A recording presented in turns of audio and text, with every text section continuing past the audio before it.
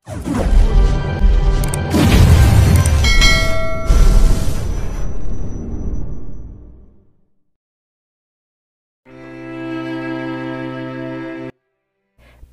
POV. Bakit ba ako nagpapaliwanag sa kanya? Bakit hindi ko masabi ng harap-harapan na di ko naman kailangan ng regalo mula sa kanya? Sapat na sa akin na magiging mabuti siyang ama sa mga bata. Wala na ako ibang gusto kundi yun lang. Hindi mo ginalawang regalo dahil nasa loob ng kwarto ko? Really? Why? Ano bang sabi ko sa'yo kagabi? Seryosong tanong niya sa akin. Di naman ako nakasagot. Nagtatakang tumitig lang ako sa kanya. Hindi ba't sabi ko sa'yo kagabi na ang kwartong ginagamit mo, magiging kwarto na ni Baby Althea at sa kwarto ko na maglalagay? Ang kwarto ko magiging kwarto mo na rin at ayaw na ayokong tatanggihan mo ko, Bridget. Seryoso niyang muling bigkas. Nagulat naman ako. Sinabi niya ba yun sa akin kagabi? Ba't parang wala akong narinig? Or dahil masyado ako nabaliw sa ginawa niya sa akin kagabi, kaya hindi masyado na-absorb sa utak ko ang mga katagang binitiwan niya? No, hindi pwede. Hindi ako papayag. Mahina akong sagot sa kanya sabay ng pag-iling. Ano to? Gusto ba niya akong kontrolin? Hindi pwede. At bakit hindi pwede? Pag-aari kong mansyon na to at ako masusunod sa pamamahay na to, Bridget. Seryoso niyang sagot sa akin, kasabay ng pagdampi ng palad niya sa pisngi ko. Dahan-dahan hinahaplos niya ang pisngi ko, kaya naman wala sa sariling napaatras ako para iwasan siya. Para kasi akong napapaso sa palad niya eh. May paliwanag na damdamin ang umuusbong sa pagkatao ko dahil sa ginawa niyang yun. May usapan tayo. Nalimutan mo na ba yun? Seryoso kong tanong sa kanya. To hell with that usapan. Simula nung naangkin kita kagabi, void na rin ang usapan na yan. Wala na akong balak sakyan pa. Kung anumang mga kondisyones na gusto mong ilatag sa akin, may mga anak tayo at pwede ba? Sa kanila na lang tayo mag-focus. Seryoso niyang sagot sa akin. Yes, sa kanila tayo magfo-focus pero wala sa usapan natin na magsasama tayo sa isang silid, na magtatarik tayo at magsasama tayo na para mag-asawa. Seryosong sagot ko sa kanya. Kagad naman siyang napangisi. May mga pangangailangan ako. Bilang isang lalaki at ikaw lang makakapagbigay nun sa akin. Nakangisi niyang sagot, sabay ng pagkindat niya sa akin. Kagad namang nanlaki mga mata ko nang magets ko kung anong ibig niyang sabihin. Anong sabi mo? Pangailangan? Balak mo ba akong gawin na bed slave mo? Daiinis ko ng sagot sa kanya. Nagulat ako nang malakas siyang napahalakak. Bed slave? Nagpapatawa ka ba? Bridget, walang mangyayari kapag hindi ka nagpaubaya sa naalala ko.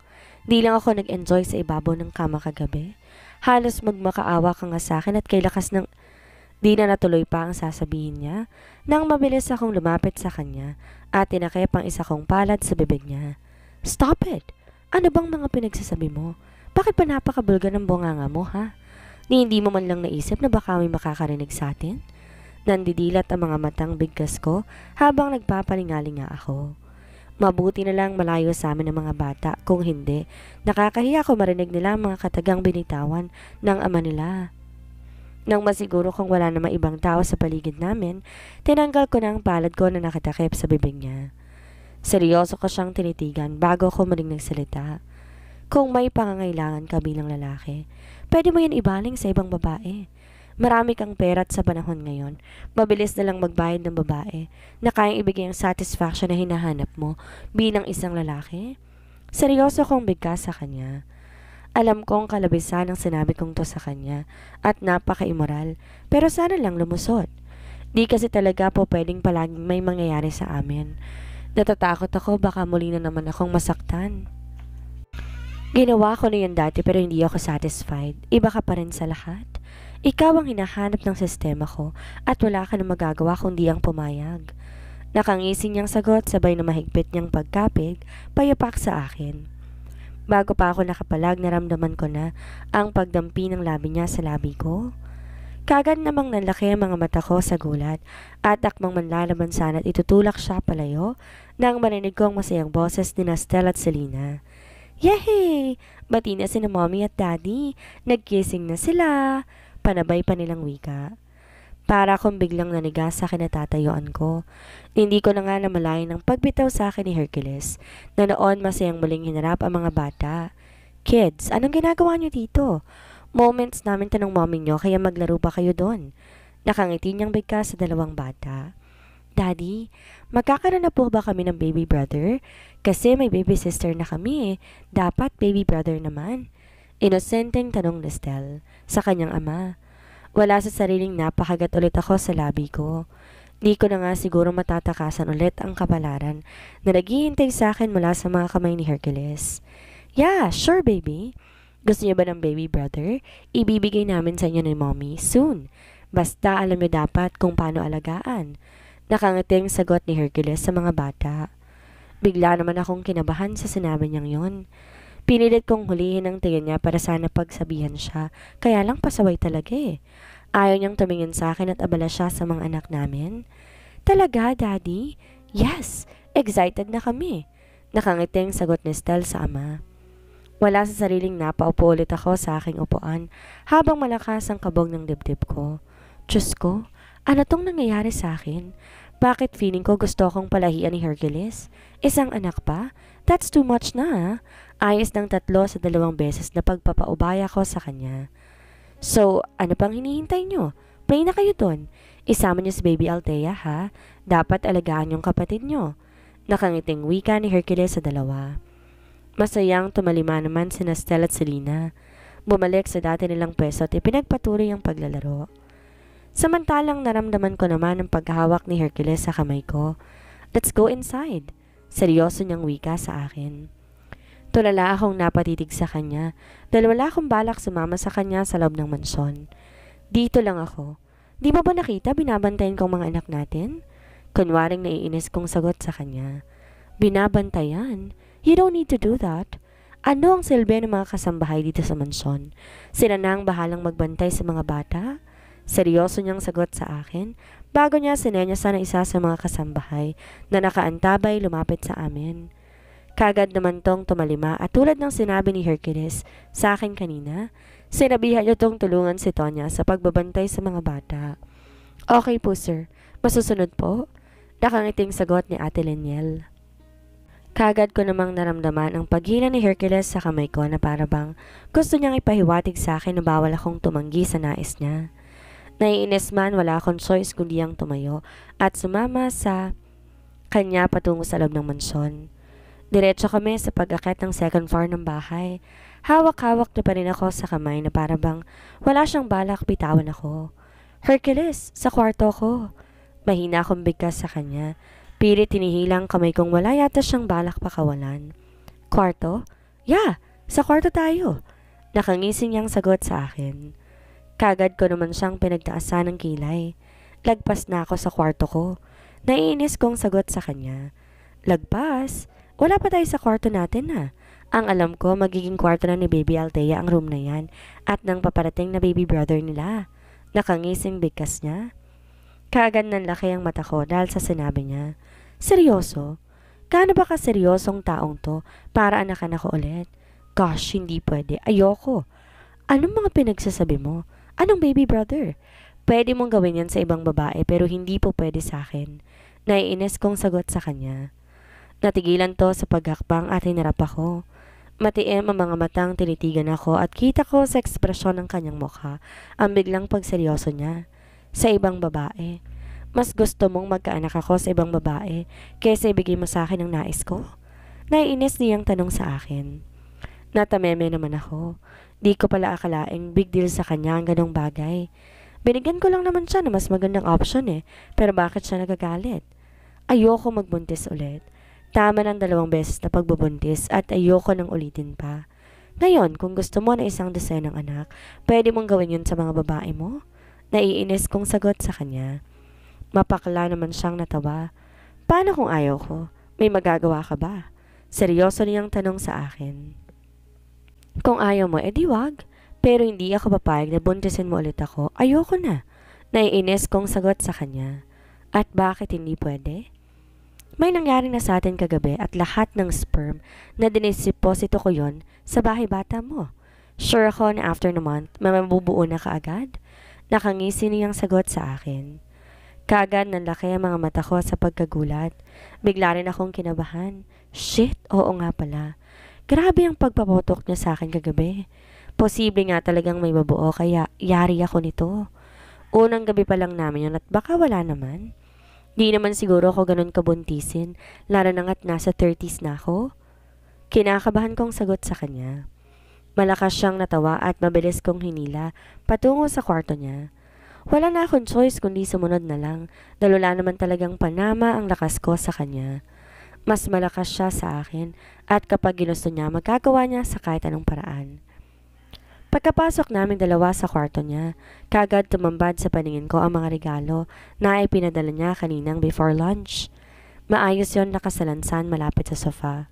Napansin kong napatingin din si Hercules sa mga regalo niya at bago ko seryosong tinitigan. Ibibigay ko sa iyo mga bagay na never kong naibigay sa iyo nung nagsasama tayo bilang mag-asawa. Wala akong choice kung di tanggapin lahat, lalo na't ikaw ang ina ng mga anak ko. Seryoso niyang wika. Di naman ako makapaniwala sa narinig ko mula sa kanya. Pero hindi naman ako mahilig sa ganyan. Tsaka kapag gusto kong isang bagay, bumibili ako. Mahina akong sagot sa kanya. Well, ngayon, hindi mo na kailangan pang bumili dahil ako na mismo magpo-provide para sa'yo. Parang wala lang nasagot niya bago siya naglakad patungo sa banyo. Nasundan ko na lamang siya at nang tuluyan na niyang naipasok sa loob ng banyo, wala sa sarili na napaupo ako sa sofa hanggang sa mga regalo namang nakatutok ang mga mata ko. Dahil wala naman ako na ibang gagawin dito sa loob ng kwarto ko at di naman ako makalabas dahil nilak na namin si Hercules. Kanina ang pintuan pagkapasok namin. Wala na akong choice kung hindi ang itoon na lamang aking atensyon sa mga regalo na ibinigay niya sa akin. Kumuha ako ng isa at pinuksan iyon. Di ko na napigilan pa ang pagsilay ng masayang ngiti nang tumambad sa mga mata ko ang isang limited edition handbag na galing sa isang luxury brand. Babae pa rin ako at kahit sinabi ko na sa kanya na kaya ko namang bumili ng mga ganitong items, malaking bagay pa rin na ibinili ako ni Hercules. Kung hindi ako nagkakamali, aabot na 1,000,000 ang halaga ng naturang bag at sigurado ko. Malaki ang binayaran niya kung susumahin dahil sa dami ba naman ng mga paper bags eh. 6 na piraso at sure ako na iba-ibang items ang laman nito at hindi biro ang mga halaga. Binuksan ko ang isa pa hanggang sa hindi ko namalayan na nag-e-enjoy na pala ako. Iba't ibang klaseng bags lang naman at mga wallets. Sakto. Katatapos lang din ng unboxing ang pinakahuling items nang bigla bumukas ang pintuan ng banyo. Nilawa si Hercules na nakatapis lang ng tuwalya. Mukhang bagong ligo lang siya dahil tumutulo pa ang basa niyang buhok. Do you like it? Narinig ko pang tanong niya sa akin.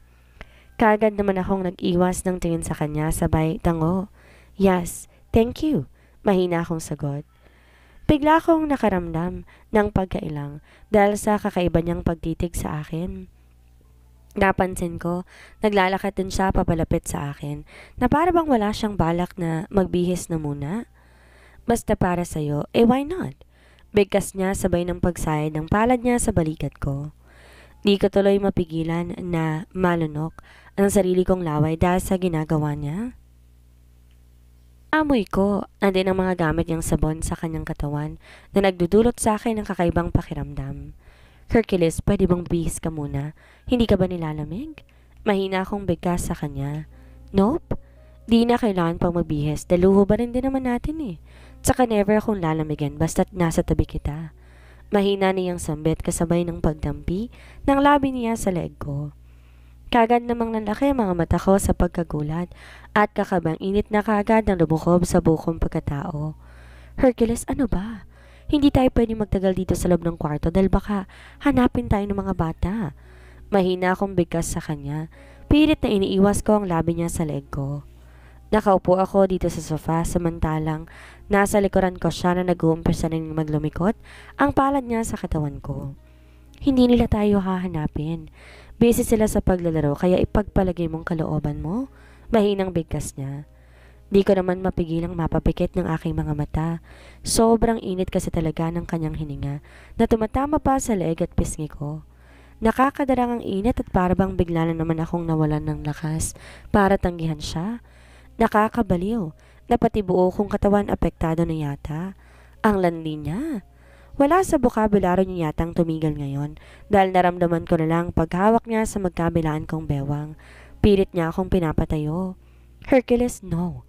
Mahina akong bigkas. Kakatapos lang namin kagabi, eto na naman siya. Nagpapahiwatig naman ng bakbakan sa kama. No. Hindi ako tumatanggap ng no, Bridget. Nasimulan ko na't huwag mo kong bibitinin. Garalgal ang boses na bigkas niya. Muli ako napanunok ng sarili kong laway dahil sa sinabi niya. Pero, di ko na natuloy pa ang sasabihin ko nang bigla niyang angkinin ang labi ko. Nung una, banayad ang ginawa niyang paghalik sa akin pero naging mapusok din sa mga sumunod na sandali. Para akong biglang nanigas sa aking kinauupuan. Ang patutol na nasa utak ko kanina ay biglang napalitan ng excitement. Tuluyan na akong nadarang sa init na hatid ng labi niya. Nakalimutan ko na naman yatang prinsipyo ko dahil inayaan ko na si Hercules habang isa-isa niyang tinatanggal ang saplot sa aking katawan. Ayaw mong tumayo kanina, pues. Dito kita sa sofa aangkinin. Sinasabi ko na nga ba eh. Hindi talaga po pwedeng hindi siya pagbigyan dahil gagawa't gagawa siya ng paraan. Traidor ang katawan ko at konting haplos kaagad din namang bumibigay. Paano na ba to? Ready na ba ulit akong magbuntis ulit? Wala sa isip ni Hercules ang salitang family planning. Kaya alam kong pagkatapos ito marami pang gabi na aangkinin niya ako at wala akong magagawa kundi magpaubaya. Pagkatapos naming parehong narating ang rurok ng tagumpay, pagod na napahiga si Hercules sa tabi ko. Dinikit pa niya sa akin ang hubad niyang katawan habang may ngiting nakaguhit sa labi. Tired but happy. At hindi ako magsasawa sa iyo, Bridget. Nakakabaliw ka. Mahinang bigkas niya kasabay ng pagsayad ng labi niya sa noo ko. Kasabay noon ang paghila niya sa makapal na comforter at tinakip yon sa hubad naming katawan. Di ko naman malaman kung matutuwa o malulungkot ba ako sa katagang lumabas sa bibig niya. Ibig lang sabihin ito wala talaga siyang balak tigilan ako. Palagi na kaming magtatalik na para kaming mag-asawa. Heist, bahala na nga. Tapos na at nag-enjoy din naman ako kaya sa sunod na lang siguro ako sa agos ng buhay. Di naman niya ako sinasaktan. Di niya rin pinapasama ang loob ko. Habang inaangkin niya ako ramdam ko rin sa kilos niya ang pag-iingat at pagmamahal. Hercules, bakit ako? Bakit di ka tumupad sa usapan natin? Malumanay kong tanong sa kanya. Ayokong bigyang diin ang tanong kong yon at baka uminit na naman ang ulo niya at kung saan na naman mapuntang pagpapahinga namin to. Bakit di ako tumupad? Well, kasalanan mo rin naman. Nakikipag-usap ka pa rin sa Lucas niya na ayaw ko. Mahina niyang sagot sa akin habang halos nakadikit ng pisngi niya sa pisngi ko. Di naman ako makapaniwala sa narinig ko sa kanya. Nagsiselos ka ba sa kanya? Walang kami ni Lucas para mag-isip ka na masama. Matagal ko na siyang kilala at di mo man lang naisip na kaya hindi natuloy ang kasal namin dahil walang spark sa pagitan namin. Hindi namin mahal ang isa't isa at kung bakit pa kasi ang dumi ng isip mo? Kaagad ko rin namang sagot sa kanya. I know. Actually naisip ko rin yan kanina habang nasa office ako. Mahina niyang sagot sa akin sabay ng pagdantay ng hita niya sa hita ko. Ramdam ko ang init na nagmumula sa kanyang katawan na para bang nagbibigay sa akin ng kapanatagan ng kalooban. God, sana ganito na lang kami palagi. Hindi nag-aaway at nakakapag-usap ng matino. Di siya magtataas ng boses at ganoon din ako sa kanya. Siya nga pala, bala kong enroll ang mga bata sa school kung saan sila pumapasok before. Muli kong wika sa kanya. Wala lang, para may topic kami. Lalo na't di pa kami pa pwedeng matulog dahil kakain pa kami ng dinner. Okay, sasamahan ko kayo. I-enroll natin ang mga bata para di naman puro gadget sa mga yan habang nandito sa mansyon. Mahinang sagot niya sa akin. Tayong dalawa, sasama ka? Wala ka bang pasok sa opisina? Mahina akong tanong sa kanya. Kung sasama siya, paano nang bala kong pagdaan sa opisina ni Kuya Clifford para sana makausap to tungkol sa pagbabalik trabaho ko? Ako ang boss ng sarili kong negosyo at malayo kong gawin lahat ng nais ko. Bakit? Ayaw mo ba ako makasama bukas? Mahina niyang sagot sa akin. Baka sa boses niyang pagtataka kaya agad akong umiling. Hindi naman sa ganon kaya lang bala ko kasi pagkagaling ng school, diretso ko sa opisina ni Kuya Clifford. Kaagad kong sagot sa kanya. Sa opisina ng kapatid mong si Clifford. Why? Kagad din niyang tanong sa akin, kasabay ng pagbangon niya mula sa tabi ko. Sumandal siya sa headboard ng kama habang hinahaplos niya ang buhok ko. Bala ko kasing bumalik ng trabaho. Bala kong bumalik sa opisina para matulungan siya sa pagpapatakbo ng negosyo namin. Mahina akong sagot sa kanya. Nananansya din ang boses ko na sana'y huwag siyang humadlang. Pansin ko pa naman dito kay Hercules, napakapakialamero niya pagdating sa mga desisyon ko. Balik opisina? Sa Velasco Group of Companies? No, hindi ako papayag. May diin ang boses na sagot niya. Wala sa sariling napabangon ako dahil sa naging sagot niya at muli ring napahiga na maramdaman ko na wala na pala akong saplot na kahit isa sa katawan ko. Kahit ilang beses nang nakita ni Hercules ang katawan ko, wala rin naman akong balak iboyangyang ito sa kanya. At bakit hindi po pwede? Pigil ang inis na tanong ko sa kanya. Basta hindi po pwede. Kung gusto mong magbalik opisina sa opisina natin, hindi sa opisina ng kung kani-kanino? Naiinis niyang sagot sa akin. Opisina natin? Paano ko nakasali sa negosyo mo? Naiinis kong tanong sa kanya. Heto na naman kami. Nag-uumpisa na namang uminit ang diskusyon sa pagitan naming dalawa na iniiwasan ko na. Opisina natin. May mga anak tayo kaya may karapatan ka sa lahat ng meron ako. Hindi ako papayag na muli kang magbalik opisina at di mo na kailangan pang magtrabaho dahil kaya ko ibigay lahat ng nais mo. Seryosong sagot niya sa akin. Parang gusto kong magpapadyak sa inis dahil sa sinabi niya. Di ko rin kasi talaga inaasahan na hahadlang siya eh. Hercules, please. Pinagbigyan na nga kita sa lahat ng nais mo eh. Sana pagbigyan mo naman ako sa gusto ko. Mahina akong sagot sa kanya. Still, no. Ayoko maging abala ang may bahay ko at yan pa maging dahilan para mawalan ka ng time sa amin ng anak mo. Dito ka lang sa bahay at aalagaan mo ako at ang mga anak natin. Now, kung gusto mo talagang pumasok ng opisina, pwede. Sa opisina ko. Mas pabor sa akin yun lalo na't parang di ko yata kaya na hindi ka palaging nakikita. Nakangisi niyang sagot sa akin, sabay ng pagbabaya ng kama, diretso na naglakad patungo sa banyo. Naiinis na nasundan ko na lang siya ng tingin. Di naman sana kami mag-asawa, pero kung makadikta sa akin, talo niya pang kinasal ulit kami.